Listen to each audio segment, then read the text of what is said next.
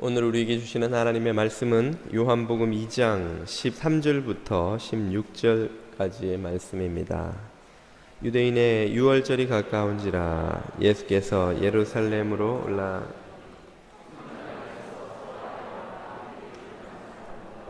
돈 바꾸는 사람들이 앉아 있는 것을 보시고 노끈으로 채찍을 만드사 양이나 소를 다 성전에서 내어 쫓으시고 돈 바꾸는 사람들의 돈을 쏟으시며 상을 엎으시고 비둘기 파는 사람들에게 이르시되 이것을 여기서 가져가라. 내 아버지의 집으로 장사하는 집을 만들지 말라 하시니. 아멘. 할렐루야. 우리 주님의 평화가 여러분의 심령의 또 가정의 일터에 넘치시기를 축복드립니다. 들어오다 보니까 단풍이 아주 절정이던데요. 얼마나 예쁜지요. 우리 옆에 있는 앞뒤에 있는 분들에게 이렇게 한번 축복해 주시면 좋겠습니다. 단풍보다 당신이 더 예뻐요. 이렇게.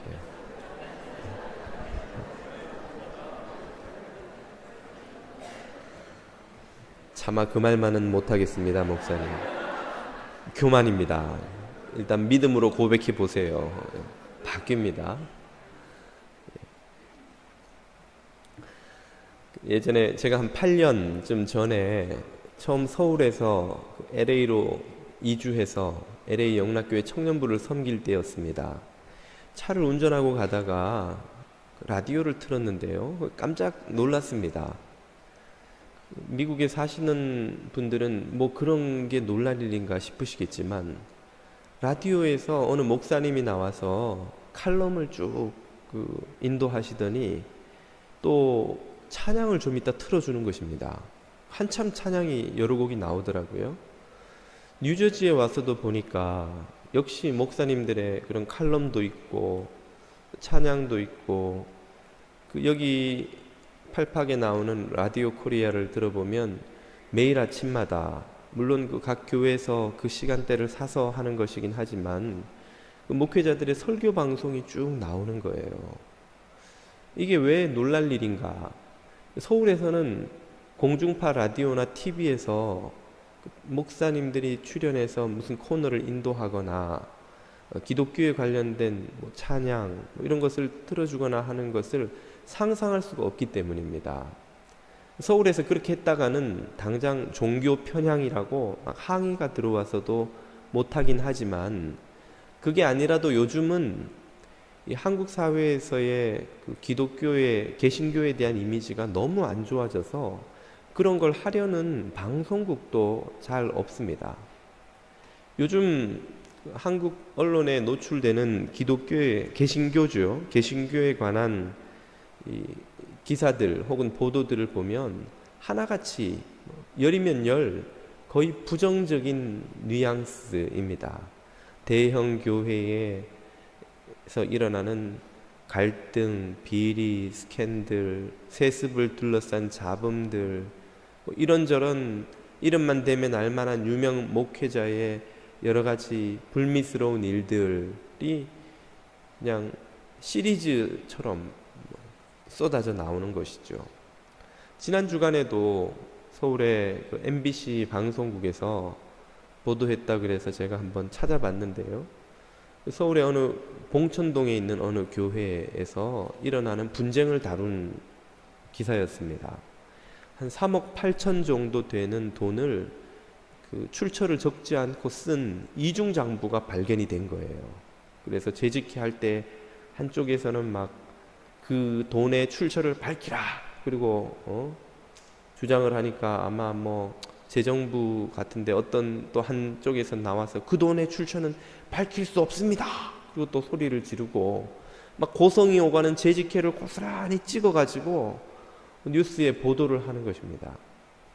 참 보고 있기 민망하고 낯뜨거운 장면이 아닐 수 없었는데요. 제 기억으로 한 10여 년이 훨씬 넘었죠. 그 바퍼 목사라고 하는 최일도 목사님이 화제가 된 이후로 또 그분의 책이 한참 베스트셀러 상위권을 그 자리를 차지한 이후로 딱히 긍정적인 기독교에 관한 보도나 기사, 책, 이 화제가 된 기억이 없는 것입니다. 물론 제가 미국으로 건너온 다음에는 뭐 일일이 챙겨보지 못한 탓도 있겠지만, 그 후로 무슨 소문이 나거나 뭐 기사를 보다가 눈에 띄어서 들어가 보면 열이면 열 하나같이 부정적인 뉘앙스의 고발 기사, 비판 기사가 줄을 이루고 있는 것이죠. 그러나 최근에 카톨릭이나 불교에 관한 언론의 태도를 보면 상당한 온도차가 느껴집니다. 대단히 우호적인 기사, 보도가 많은 거예요. 뭐 캐톨릭이나 불교라고 내부에 문제가 없을 수 있겠습니까마는 적어도 외부로 알려지는 내용만 보면 참 두 종교는 건강한 종교처럼 보여요. 최근에 그 온라인, 오프라인을 가리지 않고 활발히 활동하시는 어느 스님의 그 사이트가 있습니다. 그분은 그 법회 같은 걸 열어서 사람들의 고민을 그 즉석에서 이렇게 들어 질문하면 듣고 바로 답을 해주는 증문즉답이라고 해서 아주 유명해지신 분인데, 온라인에도 글을 많이 띄워놓고 상담을 해주시고 또 오프라인도 그런 법회를 많이 여시고, 듣기로는 이 미주에도 동부 서부 들렀다 가셨다는 이야기를 제가 들은 것 같아요. 그 온라인에 들어가 보면 스님 정말 도움이 되었습니다, 위로를 받았습니다, 정말 좋았습니다, 이런 글들이 막 달려 있고, 거기에 뭐 특별히 뭐 비판적인 내용은 별로 없더라고요. 우리 교인 한 분도 저한테 그분 사이트 이렇게 보내주면서 목사님 너무 좋아요, 우리 개신교에도 좀 이렇게 파퓰러하게 상담해주는 그런 목사님이 계시면 좋겠어요, 이렇게 해와가지고 제가 굉장히 부담스럽더라고요. 난 잘 못하는데 날더러 하라는 건가. 하여튼 그 스님은 대단히 유명해지시고 많은 이들의 존경을 받는 것처럼 보입니다. 지난 주간에 그 요즘 공중파 방송이 제 역할을 못하니까 JTBC라는 그 종편 방송이 한국에서 또 굉장히 뜨고 있다고 해요. 거기 뉴스에 그 신부님 한 분이 출연하셔가지고 최근에 교황 방한, 그리고 또 동성애 문제를 전향적으로 다룬 이 교황청의 움직임, 이런 걸 쭉 설명하는 시간이 있었습니다. 그건 대단히 종교적인, 그 캐톨릭 입장에서 정말 캐톨릭을 홍보하기 너무너무 좋은 시간인 거예요. 굉장히 긴 시간을 할애해서 그 앵커가 신부님한테 질문하고 신부님이 답을 하고 하시는데, 그 앵커가 이 신부님에게 보이는 태도가 어찌나 존경을 담아서 그런 태도를 보여주는지, 신부님을 높이고 존경하고 그분의 그런 설명뿐 아니라 그분의 삶에 대해서도 이렇게 칭찬을 하고, 듣고 있던 제가 그 신부님을 잘 모르는데도 마음에 존경심이 생기는 거예요. 훌륭한 분인가 보다, 이런 참 좋은 분인가 보다, 이런 생각이 드는 것이죠. 이렇게 캐톨릭과 불교는 참 좋은 이미지로 언론에 소개가 되는데, 유독 개신교만이 문매를 맞는 조롱과 비판의 대상이 되고 있는 이런 현실을 생각하면서 참 마음의 씁쓸함과 참 비참한 마음이 함께 들었습니다. 왜 개신교만 이렇게 모욕을 당하는가? 오늘은 497주년 종교개혁 기념주일입니다. 이 종교개혁 주일을 맞아서 우리가 왜 개신교가 오늘날 이런 처지로 전락하게 되어 버렸는지 한번 깊이 돌아보고 반성하는 계기를 갖지 않고 이 때를 지날 수 없다는 생각이 들었습니다. 종교개혁 497주년이라는 말은 497년 전에 종교개혁이 시작되었다는 말이겠죠.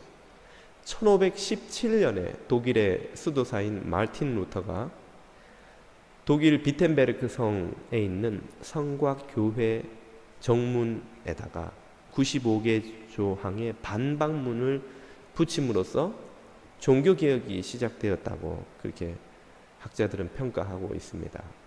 당시 마틴 루터가 써붙인 반박문의 주된 내용은 면죄부를 비롯한 로만 캐톨릭의 잘못된 가르침과 관행들에 대한 비판이요 반박이었는데요. 당시에는 오늘날 사람들로선 참 이해가 안 되겠지만 면죄부라는 것이 있었습니다. 이 교황이 사인한 그 페이퍼를 돈 주고 사면 그 돈 액수만큼 나의 죄가 용사함을 받는다는 것이죠. 교황이 그렇게 사인한 거를 사제들이 돌아다니면서 연설하고 갖다 팔았어요. 이게 나중에는 교황청의 재정난이 심해지면서 점점 남발되다가 어디까지 갔냐면 이제 살아있는 사람의 죄뿐 아니라 연옥에 있는 사람의 죄까지도 용서해 주는 효력이 있다고 가르쳤습니다. 이게 더 큰 히트작이 되었는데요.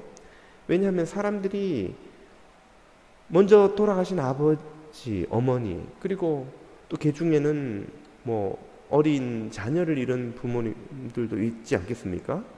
그러면 내 가족이 그 연옥에 가서 고통을 받고 있고 내가 지금 이 면죄부를 삼으로써 그 가족이 고통을 면하고 바로 천국에 갈 수 있다는데 그걸 안 사고 버틸 수 있는 사람이 누가 있겠냐는 거예요. 그걸 정말 믿는다면. 이 연옥은 중세시대에 천국과 지옥으로 갈라지기 전에 머무르는 곳이라고 캐톨릭에서 가르친 공간인데 이 중세 때에는 이 연옥에서 받는 고통이 지옥보다 더 심한 것으로 묘사가 되었습니다. 많은 사람들이 연옥에 대한 두려움을 갖고 있는 거예요.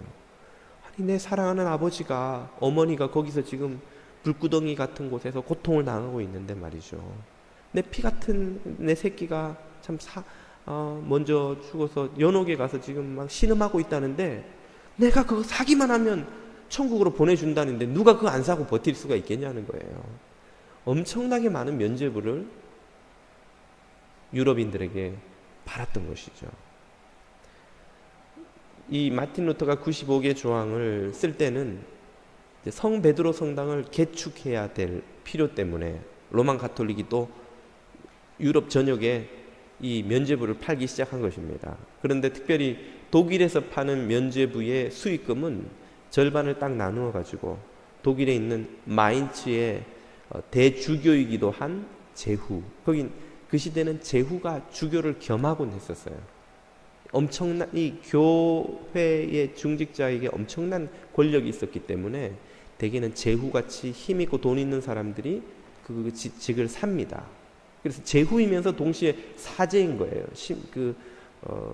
주교인 거예요. 그래서 그 사람의 개인적인 빚, 호화로운 삶을 살아가는 그 귀족의 개인적인 빚을 갚기 위해서 독일에서 나오는 수익금의 절반을 쓰기로 비밀 계약까지 맺었다는 것입니다.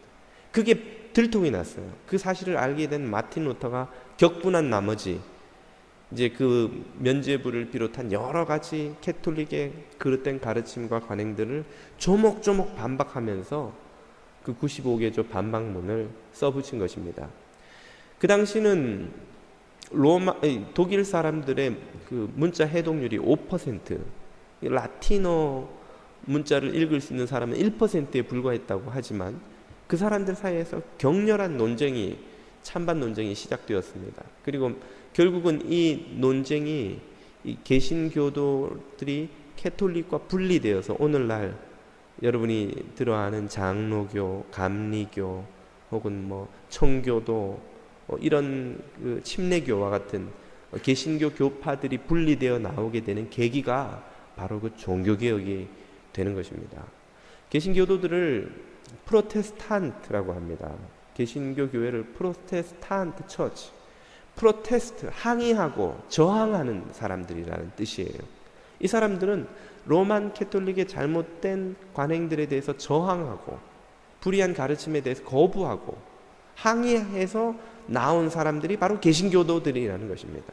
다시 말해 우리 개신교 교회는 개혁의 주체로서 항상 불의로부터 개혁해야 하는 그런 사명을 갖고 태어난 이들이라고 할 수 있는 것이죠. 우리 개신교도들은.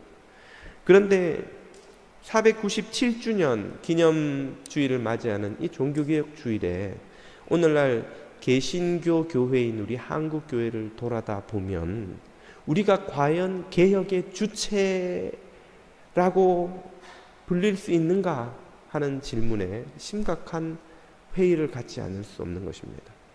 오히려 우리가 개혁의 주체가 아니라 그때 우리가 개혁하려고 했던 개혁의 대상이나 다름없는 수준으로 전락해버린 것이 아닌가 하는 두려움이 생기는 것이죠. 우리가 종교개혁주의를 기념할 것이 아니라 애도해야 하는 것이 아닌가. 한때는 우리가 이런 개혁의 주체였다는 사실을 회상하면서 이 현실을 애도해야 되는 상황이 아닌가 하는 두려움이 생기는 것입니다. 만약 주님께서 오늘날의 한국교회를 보신다면 지금 보고 계시겠죠. 주님의 마음은 어떨 것이며 주님은 과연 우리에게 칭찬을 해주실 것인가 아니면 혹독한 꾸지람을 하실 것인가 질문해 본다면 선뜻 답하기가 어려우리라 생각합니다. 한국교회를 보시는 주님의 마음이 어떠할지를 생각하면 오늘 이 본문 말씀이 떠오르지 않을 수 없습니다. 오늘 읽은 본문은 여러분이 잘 아시는 것처럼 성전 정화하시는 예수님의 모습입니다. 유월절을 맞이하는 주님의 모습으로 본문은 시작하는데요. 유월절 절기를 지키시기 위해서 예수님은 예루살렘 성전에 올라가셨습니다. 이 유월절과 예루살렘 성전에 대한 이해를 돕기 위해서 이미지 자료를 한두 장 준비해 봤습니다. 먼저 예루살렘 성전을 한번 보십시오. 이것이 그 학자들의 고증을 통해서 그래픽으로 복원한 당시의 모습인데요. 1세기경 예수님 당시의 교회 모습입니다. 지금 넓게 광장으로 형성되어 있는 사각형 구역이 성전 광장 구역이고요. 그 위에 형성되어 있는 시가지가 예루살렘 성이죠. 지금 저 여러분의 오른쪽 저쪽이 북쪽이고 남쪽, 서쪽, 동쪽이 됩니다. 이 예루살렘 성전은 그 4개의 회랑으로 둘러싸여져 있는데요. 회랑은 벽은 없고 지붕과 지붕을 떠받치는 주랑이라고 부르는 이 기둥으로만 구성되어 있는 긴 통로 같은 공간입니다. 지금 성전 광장을 둘러싸고 4개의 면이 다 이 회랑으로 둘러싸여 있는데 이 중에서도 저 시가지와 접해 있어서 사람들이 제일 많이 드나드는 서쪽 회랑이 성전 안에 형성되어 있는 시장이었습니다. 여기에 많은 상인들이 들어와서 재물들과 환전을 하면서 돈을 벌었는데요. 그 내용이 오늘 본문 14절에 이렇게 나오죠. 성전 안에서 소와 양과 비둘기 파는 사람들이 있습니다. 왜요? 소, 양, 비둘기는 모두 레위기에 규정되어 있는 성전 제물인 거예요. 제사 제물인 거예요. 유월절 제사를 지내려면 사람들에게 뭐가 필요합니까? 제물이 필요한데 이 유월절은 이 팔레스틴뿐 아니라 디아스포라로 전역에 로마 제국 전역에 흩어져 있던 사람들이 다 오거든요. 그 사람들이 그 먼 데서 양을 끌고 여기까지 올 수가 없는 거예요. 그러니까 돈을 들고 와서 이 성전 시장에서 돈을 바꿔서 그 돈으로 이 재물을 그 자리에서 사는 거죠. 그렇기 때문에 소, 양, 비둘기가 있고 또 돈 바꾸는 환전상들이 거기 자리 잡고 비즈니스를 했던 것입니다. 그런데 이것이 예수님을 격분시켰습니다. 도대체 뭐가 주님을 격분시킬 일인가? 이 유월절에는 오늘날 학자들이 추정하기를 최소 200만에서 많게는 300만에 이르는 유대인들이 1주에서 2주에 걸친 이 유월절 제사를 지내러 성전으로 몰려들었다고 했습니다. 여러분 지금도 100만, 200만 단위의 사람들이 몰리는 시장에 비즈니스를 하면 그거는 대박 나는 자리죠. 여러분 우리 재작년인가요? 여기 정전돼 가지고 사람들이 다 갈 데가 없어 가지고 사우나 가서 자는 바람에 사우나 비즈니스 하시는 분들이 대박 났다는 이야기 들으셨죠. 100만에 200만, 300만이 지금 드나들면서 제사 제물을 사고 돈을 바꾸고 하는데 거기 자리 잡고 비즈니스를 하면 얼마나 수익이 크겠냐는 거예요. 그러니까 상인들마다 이 성전구역에 들어와서 장사를 하고 싶은데 문제는 들어오려는 사람은 많고 들어올 수 있는 자리는 제한되어 있고 그러면 무슨 일이 벌어지겠습니까? 들어와서 장사할 수 있는 권리는 대제사장이 허락해 줬어야만 되었던 것이죠. 그러면 당연히 대제사장에게 뭐가 들어가겠어요? 엄청난 뇌물이 상인들로부터 들어가는 거예요. 독점권을 얻기 위해서 이 성전 안에 들어와서 그 많은 인파들에게 재물 팔고 환전하고 하는 이 비즈니스에서 돈 벌 독점권을 얻기 위해서 대제사장에게 뇌물을 바쳤던 것이죠. 당시 대제사장은 구약의 율법처럼 레위인들 중에서 아론의 후손들이 상속된 것이, 세습된 것이 아니라 로마 식민 치하였기 때문에 로마 총독에게 돈을 주고 대제사장직을 귀족들이 샀었어야 했습니다. 많은 돈을 주고 대제사장직을 사는데, 그러면 이 대제사장은 총독에게 바친 뇌물을 자기도 찾아야 될 거 아니에요. 그러니까 여러 가지 방법으로 또 뇌물을 받아 챙기는 것입니다. 그런데 로마 총독들은 기록을 보면 짧게는 2년, 길게는 한 5년에서 10년 간 사람도 있습니다만 수시로 바뀌어요. 새 총독이 오면 이 총독이 뭐 하겠습니까? 대제사장을 파면시키고 새로 뽑는 거예요. 왜? 그 총독도 다 황제와 로마 정부에 돈 바치고 그 총독 자리를 사서 오는 사람이거든요. 그냥 오는 사람 아무도 없습니다. 거기는 엄청난 뇌물이 거기는 오가는 거예요. 그러니까 그 총독도 한몫 쥐어야 되고, 그러자면 새로운 대제사장이 와야 그 사람이 또 갖다 바치니까 대제사장을 자르는 거예요. 그러면 큰 돈 주고 대제사장직을 산 사람은 이 총독이 갈리기 전에 자기는 뭐 해야 됩니까? 그 전에 자기 몫을 또 챙겨야 되는 거예요. 그렇게 끌어모으다 보니까 상인들에게 엄청난 뇌물을 받고 돈을 많이 갖다 바치는 사람에게 독점권을 주는 것이죠. 이렇게 로마 총독, 대제사장, 그리고 독점 상인들의 커넥션에서 오가는 돈들이 다 어디에서 나오겠습니까? 그게 다 제사 지례로 오는 백성들의 주머니에서 나오는 거예요. 이 성전 시장에 들어가면 밖에서 파는 똑같은 양의 2배, 3배 값으로 사야 되는 거예요. 그래도 울며 겨자 먹기식으로 그걸 사지 않을 수 없는 것이, 밖에서 사고 간 양들은 제사장들이 기가 막히게 하는 거예요. 이거는 흠 있다고 리젝 해버리는 거예요. 레위기에 의하면 재물의 가장 중요한 조건이 흠 없는 것입니다. 흠이 있으면 안 돼요. 절거나 상처가 있거나 이렇게 뭔가 이렇게 문제가 있거나. 근데 그 흠 있는 걸 보는 거는 제사장 마음이거든요. 제사장이 보고 막 뒤져가지고 여기 양털 밑에 스크래치 있네 이거. 그렇게 치면은 흠 없는 양이 어디 있겠어요.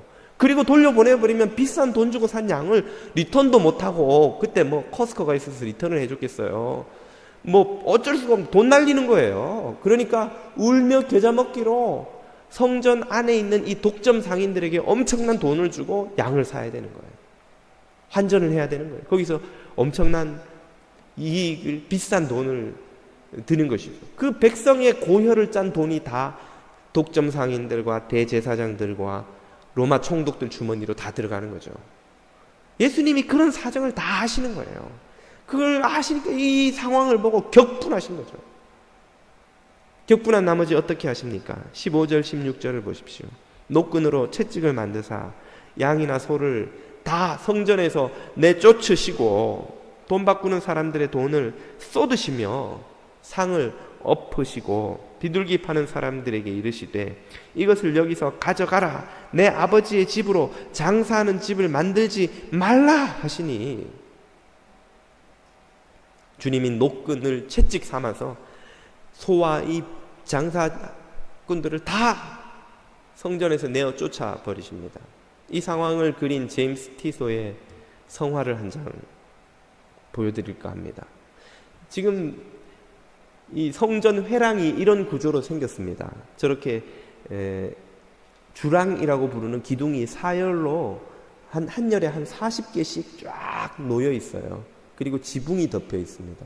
그러니까 팔레스틴의 뜨거운 태양을 피할 수 있으면서 시장의 자리가 되는 것이죠. 거기에 지금 이제 장사치들이 저렇게 자리 잡고 앉아서 아까 말씀드린 것처럼 그런 독점권을 행사하면서 백성들의 주머니를 털고 있었던 것입니다. 주님이 저걸 막 쫓아내는 거예요. 탐욕의 바이러스에 오염되어 병들어버린 유대교 성전을 주님께서 청결케 하고 계시는 장면입니다. 만약 오늘날 한국 교회를 주님이 방문해 보신다면 주님께서 어떻게 하실 것인가 모르긴 해도 저는 주님이 노끈으로 채찍을 만들어 한국 교회를 후려치시면서 판을 뒤집어 엎어 놓으시지 않을까 하는 두려움을 갖게 됩니다. 한국 교회를 탐욕의 바이러스가 점령해 버린 지 오래입니다. 한국 교회가 이렇게 병들어 있다는 것에 가장 두드러진 증거가 한국 교회를 지배하는 소위 물량주의 그리고 성장 제일주의라고 할 수 있습니다. 한국 교회는 한마디로 성장에 목숨을 건 교회라고 정의할 수 있습니다. 한국 교회 지도자들의 오매불망 간절한 소망, 교회 성장이에요. 교회를 키우는 것입니다. 한국 교회는 딱 두 가지 교회밖에 없는데 대형 교회와 대형 교회가 되고 싶은 교회다 하는 어느 분의 자조 섞인 이야기가 참 일리가 있게 들립니다. 한국 교회는 대형 교회 말고는 다 교회로 취급을 못 받는 그런 분위기예요. 종종 교우들이 저한테도 그런 말씀을 하세요. 목사님, 큰 목사 되십시오. 아니 제가 제 나이 키가 더 크면 줄으면 줄을지 커지질 않을 것 같은데 제가 어떻게 큰 목사가 됩니까? 큰 목사는 큰 목회하는 목사를 말합니다. 큰 목회는 뭔가요? 그 당연히 큰 교회를 하는 목사지요, 목회지요. 한국 교회는 큰 목사와 작은 목사가 있습니다. 여기서 크고 작음은 결국 교회의 사이즈죠. 예. 목사의 권위, 영향력이 다 교회 크기에서 나오는 거예요. 목사들 모임에 가면 교회가 큰 목사들은 말 안 해도 그냥 이렇게 목이 좀 뻣뻣하고, 교회가 작은 교회 목사님들은 누가 뭐라고 그러지도 않는데 괜히 위축돼 있어요. 물어보지도 않았는데 아유 우리 교회는 작아요. 아유 참 어렵고 참 잘 안 됩니다. 그 괜히 위축돼 있는 거예요. 아무 말 안 해도. 이 한국 교회 퍼져 있는 풍토를 다 느끼고 그 속에서 압박을 받고 있는 거예요. 어떻게든 교회를 더 키워야 한다는 이 부담. 그러다 보니 여러 가지 부작용이 교회에 나타납니다. 요즘은 조금 뜸해졌습니다만 한때 한국 교회 성장 세미나가 본물처럼 막 쏟아져 나오던 때가 있어요. 쉴 새 없이 메일이 와요. 보면 무슨 성장 세미나, 무슨 세미나, 무슨 세미나. 여기 와서 배우라는 거예요. 이런 선진 기법, 이런 대형 교회, 대개 이제 거기 자주 등장하는 건 미국 같으면 윌로우 크릭, 세를백 같은 유명한 대형 교회들의 이런저런 노하우들이에요. 그 세미나의 목적, 그리고 세미나가 주장하는 바 한결같은 주장은 뭐냐면 여기 와서 이거 배워서 돌아가 그대로 해보면 교회가 성장한다는 거예요. 걱정하지 말고 와서 배워서 해보라는 거예요. 무슨 수를 써서든지 교회를 성장시키라고 주장하는 것이죠. 그러다 보니 소위 성공한 교회들이 간 길을 이 작은 교회 목사님들이 쫓아가지 않을 수가 없는데, 그게 뭐냐면 바로 이 마케팅을 교회에 도입한 것입니다. 비즈니스 해보신 분은 알겠지만 마케팅의 기본이 뭡니까? 고객들이 좋아하는 거를 더 많이 제공하라는 것 아닙니까? 여러분 비즈니스 하시는 분들 중에 손님들이 싫어하는 안 팔리는 물건을 제일 앞자리에 쫙 진열해 놓고 안 팔리는데 계속 주문하시는 분 계세요? 안 팔리면 주문 빨리 끊고 빨리 빼고 재고 처리하고 팔리는 아이템을 막 더 주문해가지고 제일 앞자리에 갖다 놓는 게 이게 마케팅의 기본 아닙니까? 제가 장사는 안 해봤지만 주어들은 풍월로 이 마케팅의 기본이 교회도 그대로 적용이 되는 거예요. 교인들을 소비자로 여기고 소비자들이 좋아하는 메시지, 좋아하는 프로그램, 소비자들이 원하는 방식의 목회를 설교와 목회 전면에 제시하는 것이죠. 대신에 교인들이 싫어하는 메시지는 빼고, 교인들이 부담스러운 교회 사역은 좀 빼고, 교인들에게 불편함을 주지 않는 방식으로 목회를 재구성을 하는 거예요. 그러다 보니 교회가 어떻게 바뀝니까? 교인들에게 영적 서비스를 제공하는 서비스 센터, 비즈니스 센터처럼 바뀌는 거예요. 목사는 경영인, CEO, 비즈니스맨이 되는 것이죠.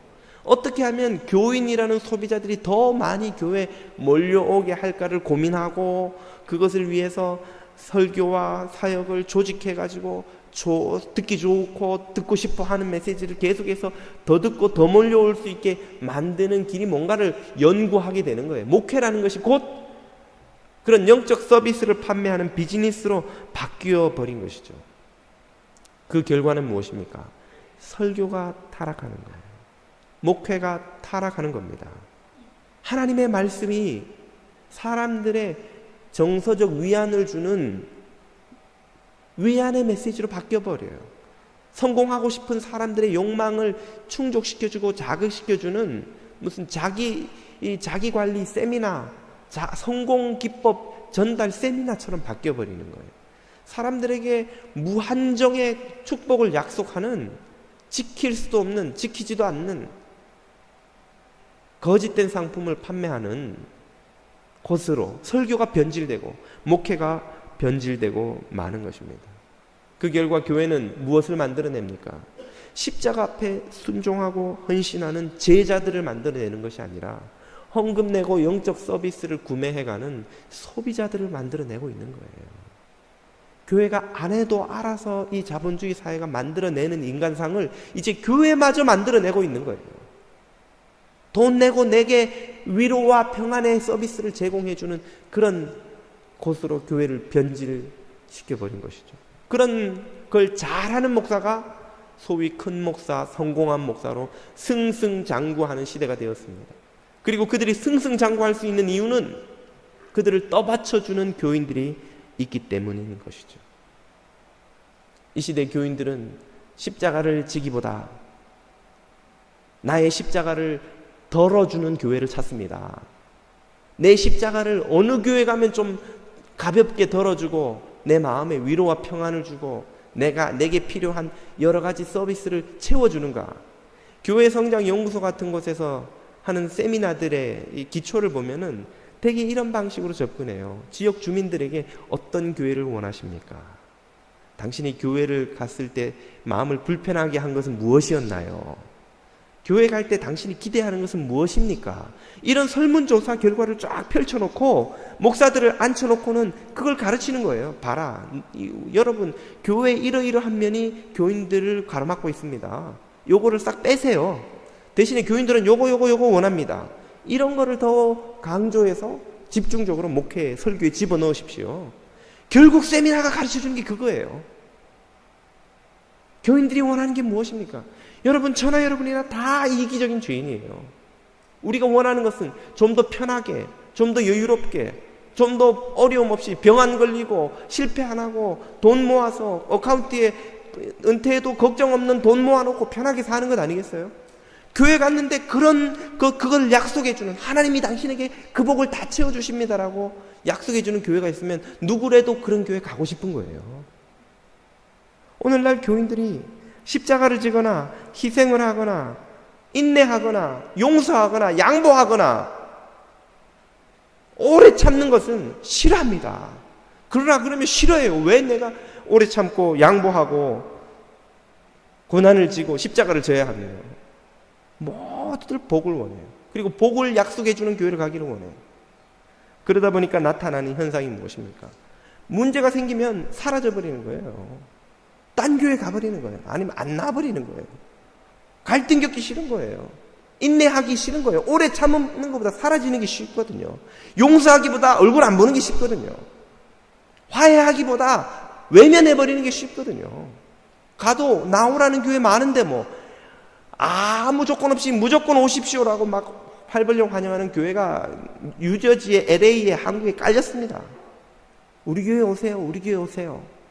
마치 무슨 식당에서 호객행위 하듯이 지나가는 사람 붙들고 우리 식당에 와보세요. 우리 식당에 와보세요 하듯이 어떤 십자가도 요구하지 않고 어떤 것도 어떤 희생도 요구하지 않고 그냥 와서 듣기만 하고 예배드리고 은혜 받으면 헌금도 좀 놓고 가고 많이 안 넣어도 된다고 들어오기만 하라고 환영하는 교회가 널렸어요. 그게 사랑인 것 같지만 사랑이 아닙니다. 그건 타락이에요. 타락이에요. 교회가 교회됨을 스스로 포기하는 타락입니다. 여러분, 시험 볼 때마다 결석하는 학생이 있다면, 또 시험 볼 때마다 학교를 옮기는 학생이 있다면 과연 그 학생의 실력이 쌓일 것이며 졸업할 수 있겠습니까? 없겠습니까? 오늘날 한국교회가 우리 신앙생활에서 겪는 어려움을 하나님이 우리를 성장시키기 위해 주님과 너무나 닮지 않은 우리들을 조금이라도 닮게 하기 위해 치르시는 시험인 줄을 모르고 시험이 오면 시험 들었다 그러고 가버 사라져버려요. 저 시험 들었어요. 그리고 사라져버려요. 교회를 옮겨버려요. 얼굴 안 봐버려요. 아예 시험 근처에도 안 갑니다. 우리는 시험에 좀 들어야 돼요. 사실은 우리 마음에 시험이 좀 들어서 내 마음의 모난 부분이 깎이고 내 마음에 내 성격의 급한 부분이 좀 다듬어지고 나의 이기적이고 나의 자기밖에 모르고 나의 이 교만한 마음들이 이 시험을 통해서 좀 깎이고 다듬어지고 새롭게 되고 변화되어야 되는데 우린 시험 들면 그냥 시험 들었어요. 사라져버려요. 왜 그렇습니까? 우리가 제자가 아닌 소비자의 길을 가고 있기 때문에 그래요. 소비자는 백화점에 갔다가 서비스맨이 불친절하면 그냥 나오면 그만이거든요. 무슨 이런 비즈니스 장사가 다 있어요. 고객을 이렇게 홀대해? 그러나 제자는 십자가를 지고 날마다 자기를 부인하고 그리스도를 쫓는 길인데 자기를 부인하지도 십자가를 지지도 않습니다. 그러니 10년, 20년, 30년 신앙생활을 해도 주님을 닮기는커녕 점점 더 주님으로부터 멀어지기만 하는 교인들이 양산되는 것이 바로 그런 이유인 것입니다. 한국교회가 타락하고 있다는 증거인 것입니다. 오늘날 많은 이들이 교회 다니는 것을 무슨 타이틀처럼 여기기도 합니다. 제가 LA 영락교회를 섬길 때, 지금은 사정이 많이 바뀌었습니다만 그때만 해도 LA 영락교회가 미주에서 가장 큰 교회였어요. EM 아이들까지 한 6,000명 출석을 했기 때문에 새가족이 오면 항상 하는 말이 아이고 이 큰 교회 오니까 적응이 잘 안 됩니다. 이런 이야기였는데 한 번은 청년부 새가족이 왔는데 제가 인사하고 이렇게 대화를 하다가 그리고 우리 교회 처음 오시니까 소감이 어떠십니까? 물어봤더니 그 청년이 그러는 거예요. 아이고 이 참 분위기가 가족적이어서 좀 낯서네요. 아담하고 조그마니까 괜찮네요. 그러는 거예요. 그래서 전 처음 그런 이야기를 들어봤어요. 그래서 아니 우리 교회는 되게 커서 사람들이 오히려 적응을 안 된다는데 우리 교회가 조그맣고 아담하게 보이나 보죠? 이렇게 물어봤더니 자기는 한국에 몇만 명 다니는 어느 교회에서 왔는데 아버지는 장로님이고 어머니는 여전도회 무슨 회장을 몇 년 하셨고 우리 오빠는 또 청년부 뭐를 역임했고 그러면 한 10분을 그 교회 자랑을 하는 거예요. 제가 듣는 동안 이런 느낌이 들었어요. 나는 안동김씨 충렬공파 42대 종손인데 우리 아버지는 장관을 지내셨고 어머니는 보건부에서 차관까지 하셨고 우리 오빠는 저 검사보로 지금 있고 작은 오빠는 무슨 의대 학장이고 그 느낌이 드는 거예요. 이 자매한테는 그 큰 교회 다녔다는 게 자기의 그 존재를 보증해주는 어떤 타이틀이구나. 우리가 가문 자랑하는 이유가 뭐예요? 저 뼈대 있는 가문이에요. 무시하지 마세요. 이 이야기거든요. 교회를 자랑하는 것이 그 교회가 나를 대단한 존재로 이렇게 만들어주는 어떤 타이틀이라는 느낌이 드는 거예요. 그분이 만약 서울에서 30명 있는 교회에서 왔다면 그 30명 교회 설명하는데 10분을 쓰겠어요? LA 영락교회도 교우들이 많다 보니까 장로 선거를 하면 장로님이 몇 분 안 뽑혀요. 그러다 보니까 안수 집사님들이 연세 드신 분들이 막 줄을 서 있는 거예요. 근데 한 분이 어느 해에는 안 보이시더니 교회를 옮기셨다고 그래요. 그런데 한 2년쯤 있다가 시내 식당에서 우리 부목사님들이 밥을 먹는데 그 집사님이 바로 옆 테이블에 앉은 거 마침 만난 거예요. 우리 보자마자 아이고 목사님들 그러면서 명함을 쫙 돌리면서 저 장로 됐습니다. 그리고는 막 명함을 돌려요. 명함을 보니까 어느 교회 장로 이렇게 딱 써놓으셨더라고요. 영락교회는 종종 그런 분들이 계세요. 영락교회에서 사실 이게 오래 기다려도 기회가 잘 안 오기 때문에 작은 교회 가면 금방 또 장로가 될 수 있거든요. 그런 분들한테는 그 장로라는 게 뭡니까? 이게 참 느낄 수 없는 자존감을 보충해주는 어떤 타이틀인 거예요. 어느 목사님은 저한테 그런 명함도 주시는 거 봤어요. 40일 금식기도 2회. 받고 얼마나 부담스러운지, 제가 뭐 어쩌라는 건지, 나름대로 금식기도를 하라는 건지, 하여튼 막 40일 금식기도 2회, 또 무슨 연합회 복음회 막 그 타이틀이 뒷면을 꽉 채웠어요. 신앙생활이 그리스도의 십자가를 지고 쫓아가는 제자의 삶이 아니라 내가 얼마나 대단한 존재인지를 드러내어주는 타이틀이요, 훈장이요, 간판이 되어버린 현실. 이것이야말로 오늘 한국교회가 타락한 증거가 아니면 무엇이겠습니까? 사도 바울은 우리가 자랑할 것은 십자가에 달리신 그리스도밖에 없다 했는데, 우리는 큰 교회 자랑하고 직분 자랑하고 신앙 연수 자랑하고 내가 뭡네 하고 자랑하는 신앙생활을 하고 있다면 우리가 과연 그리스도의 제자로 살아가는 것입니까? 아니면 교회를 드나드는 소비자로 살아가고 있는 것입니까? 교회의 목적은 성장이 아닙니다. 그랬더라면 주님은 절대로 이렇게 하지 않으셨을 거예요. 요한복음 6장 66절을 보면 예수님이 설교하신 이후의 반응이 이렇게 나옵니다. 오병이어 사건 이후에 구름처럼 몰려든 사람들에게 예수님이 너희가 나를 쫓아오는 까닭은 세상의 떡을 먹고 배불렀기 때문이니 그것을 구하지 말고 하늘의 떡을 구하라. 나는 너희에게 하늘의 양식을 주기를 원한다 하는 설교를 하시고 나자 그때부터 예수님의 제자 중에서 많은 사람들이 떠나가고 다시는 그와 함께 다니지 아니하였습니다. 예수님이 실수하신 것일까요? 아차, 내가 이 말 하면 안 되는데 실수했다. 니네들이 듣기 싫어할 텐데, 너희들한테 너무 부담스러워서 내가 이 말 안 했어야 너희들이 끝까지 날 쫓아다니고 이 교회가 클 텐데 내가 말 잘못했다, 야 없던 걸로 하자. 예수님이 실수하신 것일까요? 예수님은 그 메시지가 제자들에게 어떻게 들릴지 정확히 아셨고 오히려 그들에게 들으라고, 그래서 떠나가라고 말씀하신 거예요. 하늘의 양식을 찾으러 온 것이 아니라면, 세상의 양식 찾는 것이 너희의 목적이라면, 교회 와서 너희 자존감 찾고 너희 명예 찾고 교회 와서 기도하고 헌금 바쳐서 너희가 부자 될 걸 기대하고 세상에서 성공하기를 기대하고 하나님이 그거 주기를 원하여서 왔다면 돌아가라는 거예요. 돌아가라고 이 말씀을 하시는 겁니다. 누구든지 나를 따르려 하는 자는 날마다 자기를 부인하고 자기 십자가를 지고 나를 쫓을 것이니라. 나를 따라오려거든 십자가를 지고 오지, 너희들이 필요를 채워주는 곳을 찾으려거든 그런 서비스 센터로 가라는 거예요.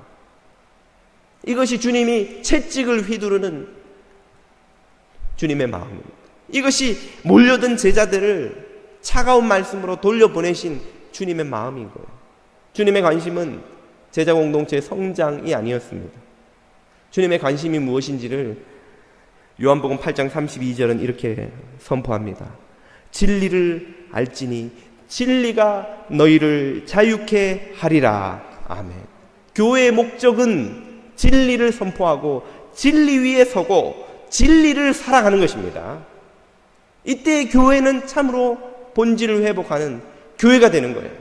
제자 공동체가 되는 거예요. 그리스도께서 핏값을 주고 사신 교회는 거대한 건물이나 조직이나 사람들이 몰려들어서 복받기를 원하는 모임들이 아니라 진리 위에 서 있는 성도들의 연합인 것입니다.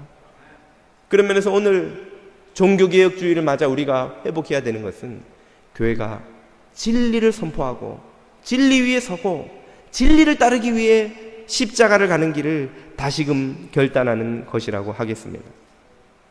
오늘날 타락한 지도자와 타락한 교인들이 연합해서 교회를 쓰레기 더미로 만들고 있습니다.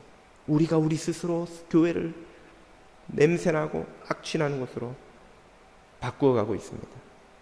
탐욕의 바이러스에 너도 나도 감염되어서 진리와 상관없는 신앙생활을 하고 있습니다. 바로 그런 한국교회를 향해서 주님은 채찍을 휘두르고 계신 거예요.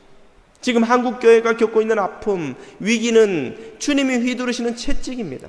판을 엎고 진리 위의 선자들을 골라내시려는 주님의 아픈 채찍이라고 할 수 있습니다.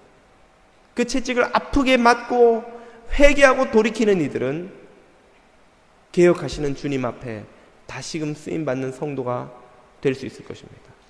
그것이 아픈 것이 싫고 그 고통이 싫고 주님의 꾸지람이 싫다면 우리는 이 세상에서는 교회 다니는 교인이라고 불릴지 모르지만 하나님과는 상관없는 사람들로 살아가는 것이죠. 마틴 루터가 외친 솔라 스크립투라 오직 성경으로, 솔라 피데 오직 믿음으로, 솔리 데오 글로리아 오직 하나님께만 영광을 이라는 이 외침이 오늘 한국교회에 다시 한번 울려 퍼져야 하고 저와 여러분의 마음속에 다시 한번 울려 퍼져야 할 줄로 믿습니다. 저와 여러분이 진리 위에 서서 오직 하나님을 만을 위해 사는 참 성도, 참 제자가 되시기를 축복드립니다.